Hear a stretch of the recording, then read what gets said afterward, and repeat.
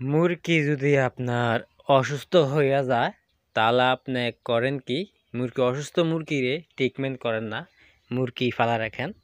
তো এই জন্য আপনার মুরগিগুলো মারা যায়, মুরগিগুলো রোগ বেশি আসে, আরও বেশি। মুরগি মারা গেলে লগে লগে ট্রিটমেন্ট করতে হবে, ট্রিটমেন্ট না করলে মুরগি অসুস্থ হয়ে যাবে আরও বেশি।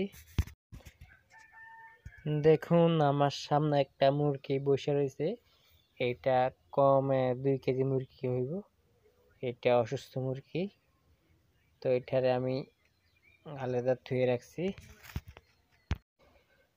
আর যারা নতুন খামার দিছেন তাদের জন্য কিন্তু আজকে ভিডিওটা গুরুত্বপূর্ণ ভিডিও। নতুন যারা খামার দিছেন তারা কিন্তু রোগ সম্বন্ধে বুঝেন না, মুরগি কীভাবে ফালবো সে বিষয়ে না তার একটা ধারণা নাই। তো ভাই, যদি মুরগি 1টা 2টা মারা যায় তাহলে মুরগি ট্রিটমেন্ট করতে হবে, বসে থাকলে হবে না।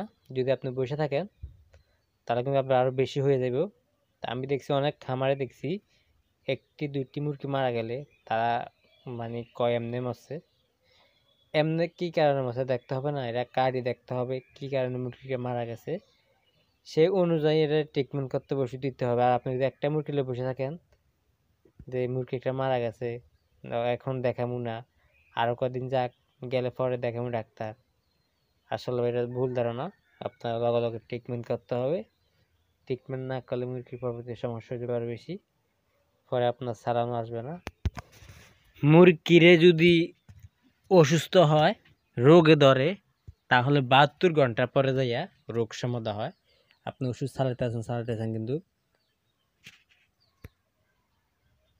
লগে লগে রোগ ভালো হবে না, এটা ভালো হবে আপনার 72 ঘন্টা পরে যাইয়া।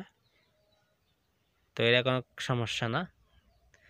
সমস্যা হইল আপনি আইপিএস যদি রোগে ধরে, তাহলে যে ওষুধটা আমার ভিডিও উপরে দেখা আছে এই হলো আইপিএস ওষুধ, এই ওষুধ আমরা খাওয়াতে পারেন। তা আমার মুরগিগুলো আইপিএসে ধরছিল, তো এই জন্য আমি আইপিএস ওষুধ দুপুরবেলা চালাইছি। আর এই মুরগিটা একটু অসুস্থ ভাব লাগতেছে, দেখুন এটা বসে রয়েছে, এটা উঠতেছে না, আমি লড়াইতেছি উঠতেছে না, এটা শরীরে কোনো খানা নাই। 2 কেজি মুরগি, অনেক বড় মুরগিটা, শরীর একবার প্রচুর গরম, আগুনের মতন গরম হয়েছে হাট। এই দেখুন ওরা অনেক গরম, আমি একটু দেখতেছি এটারে, প্রচুর গরম, এটা অনেক গরম। তো এই জন্য বলছি আপনাকে ভাই, মুরগির ট্রিটমেন্ট করার লগে লগে, ট্রিটমেন্ট না করলে মুরগির লাভবান করতে পারবেন না। আর ভুসিগুলো শুকনো রাখবেন। ভিডিওটা ভালো লেগে থাকলে আমার ইউটিউব চ্যানেলটা সাবস্ক্রাইব করে দিবেন, লাইক শেয়ার করে দিবেন। সবাইকে অসংখ্য ধন্যবাদ, ভালো থাকবেন।